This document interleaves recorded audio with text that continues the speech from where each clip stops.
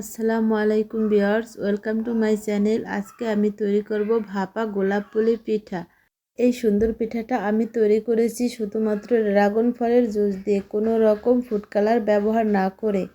পিঠাটি তৈরি করার জন্য প্রথমে আমি নারকেলের পুর তৈরি করে নেব। এর জন্য আমি একটা প্যানে দিয়ে দিছি 1 কাপ নারকেল কোরানো। এর মধ্যে দিয়ে দেব হাফ কাপ চিনি আর নারকেলটাকে একটু ভালোভাবে মিশিয়ে নেব। তারপর এর মধ্যে দিয়ে দিচ্ছি 2-3 টুকরো এলাচ, দারুচিনি। এগুলো আমি দিয়েছি শুধুমাত্র ফ্লেভারের জন্য, আপনারা চাইলে এটা স্কিপ করতে পারেন। এগুলো একটু ভালোভাবে ভেজে নেওয়ার পর এটাকে আমি নামিয়ে একটা সাইডে রেখে দেব। এখন আমি একটা মিক্সিং বলে নিয়ে নিচ্ছি 1 কাপ চালের গুঁড়া, 1 কাপ আটা আর হাফ কাপ গুঁড়ো দুধ। এগুলোকে আমি একটু মিশিয়ে নেব। এরপর এর মধ্যে দিয়ে দিচ্ছি 1 টেবিল চামচ লবণ। শুকনো উপকরণগুলোকে একটু মিশিয়ে নিয়েছি। এখন আমি একটা প্যানে দিয়ে দিচ্ছি কিছুটা পানিগুলো ফুটে উঠলে আমি এর মধ্যে দিয়ে দিব আটাগুলো দিয়ে একটু নেড়ে চেড়ে আমি এটাকে প্রায় 10 মিনিটের মতো ঢেকে রেখে দেব। এই সময় চুলাটা একবারে লোতে রাখতে হবে। আটাটা সিদ্ধ হয়ে গেছে প্রায় 10 মিনিট পরে। এখন আমি এটাকে নামিয়ে নেব। নামিয়ে নিয়ে আমি এটাকে গরমে মেখে নিচ্ছি। আটাটা গরম থাকা অবস্থায় চেষ্টা করবেন মাখাতে, না হলে আটাটা শক্ত হয়ে যাবে, ভালোভাবে মিশবে না। আমার আটাটা মাখানো হয়ে গেছে। এখন আমি আটার খামিরটাকে দুটো ভাগে ভাগ করে নেব। আমি 1 খণ্ড আটা ছড়িয়ে রেখে দেব, আর 1 খণ্ড আটার মধ্যে আমি এখন কালার অ্যাড করব। আমি এখন এই খামিরটার মধ্যে অল্প অল্প করে ড্রাগনের জুস অ্যাড করব। ড্রাগনের জুসটাকে আমি ভালোভাবে আটার সাথে মিশিয়ে নিচ্ছি। এটাকে অল্প অল্প করে মিশিয়ে একটি সুন্দর খামির তৈরি করব। আমার খামিরটা তৈরি করা হয়ে গেছে।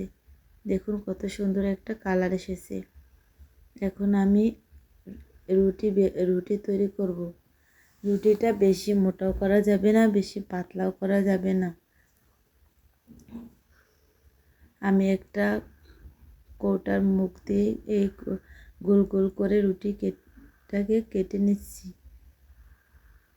আপনারা চাইলে যে কোনো ধরনের কুকি কাটার দিয়ে এটা কাটতে পারেন। এখন আমি আর একটা রুটি বেলে নেব। আমার রুটি বেলা হয়ে গেছে। এখন আমি এগুলোকে কেটে নিচ্ছি।